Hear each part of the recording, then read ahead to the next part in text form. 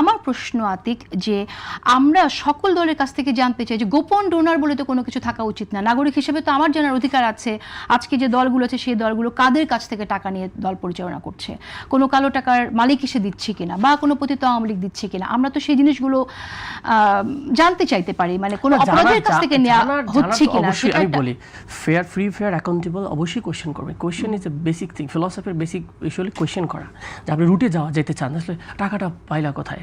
আর আমি অনেস্টলি বলি, ধরুন আমি পার্টিতে টাকা দিই, এখন আমি কি পাবলিক প্লেসে বলবো আমি কত টাকা দিই? আমরা যেটা পার্টিতে পিসি মেম্বার বলে যে টপ আমরা 15-17 জন আছি, আমাদের কিন্তু নির্দিষ্ট একটু ফি পার্টিতে দিতে হয়, কারণ পার্টির কিছু জায়গায় চালাইতে হয় আমাদের, যেমন বিশেষ করে আমাদের পার্টি অফিস আছে, মিনিমাম ফাংশনের জন্য টাকা দিতে হয়। আর আমার কোয়েশ্চেন ছিল, আমি যখন এর আগে ইউনিভার্সিটি পড়াতাম তখন ওখানে আমি ওখান থেকে পার্টিতে টাকা দিতাম, এখন আমি বেতন পাই সেখান থেকে আমি কিছু টাকা দিই। আমাদেরকেও কিন্তু অনেক ব্যবসায়ী উনিকে চলতো, সবাই ব্যবসায়ীরা কিন্তু কিছু না কিছু ভালো ব্যবসায়ী আছে, তারা কিন্তু আমাদের সাপোর্ট করে, এটা অনেস্ট স্পিকিং। এবং আমরা এই কথাটাই বলি, আমি এই কথাটাই বলি যে আমি কিন্তু সৎ থাকতে চাই, আমাদেরকে সাপোর্ট করেন যেন আমরা সৎ থেকে এমপিগিরি করতে পারি।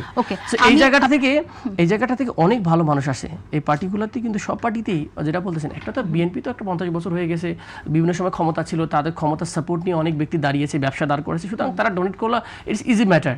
But the newly form party তাদের জন্য একটু স্ট্রাগল করে কিন্তু তারা করে, এই হিউজ টাকা হয়েছে। আর বাংলাদেশের আপনি যদি সব কিছু কিন্তু আমরা